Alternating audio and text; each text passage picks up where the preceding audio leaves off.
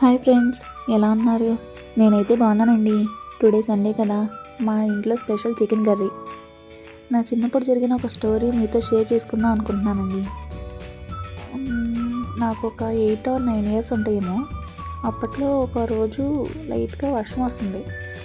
వర్షం వచ్చేటప్పుడు నేను మా అక్క బయట ఆడుకోవడానికి వచ్చాం. వర్షంలో ఆడుకోవడం ఎవరికి ఇష్టం ఉండదు చెప్పండి. అందులోకి నాకు కొంచెం ఎక్కువ ఇష్టం. అలా వర్షంలో ఆడుకుంటున్నాం. అమ్మేమో లోపల కిచెన్లో వంట చేసుకుంటుంది, డాడీ టీవీ చూస్తున్నారు. మేము ఆడుకునే ప్లేస్లో ఒక చిలుక వచ్చి పడిపోయిందండి. ఏంటని దగ్గరికి వెళ్ళి చూసేటప్పటికి చిన్న చిలుక పిల్ల. దానికి రెక్కకి దెబ్బ తగిలి బ్లడ్ కారుతుంది. ఆ బ్లడ్ కారి దానికి ఆ దెబ్బ తగిలింది కదా, పైకి ఎగరలేకపోతుంది. ఎగరలేక అలా కింద పడిపోయి ఉంది. దాన్ని చూడంగానే జాలనిపించి పెంచుకుందామని ఆస్తో డాడీని అడుగుదామని చెప్పి లోపలికి వెళ్ళాను. డాడీ పెంచుకుందామని అడుగుదామని లోపలికి వెళ్ళాను. మిగిలిన స్టోరీ తర్వాత షార్ట్లో చెప్తాను.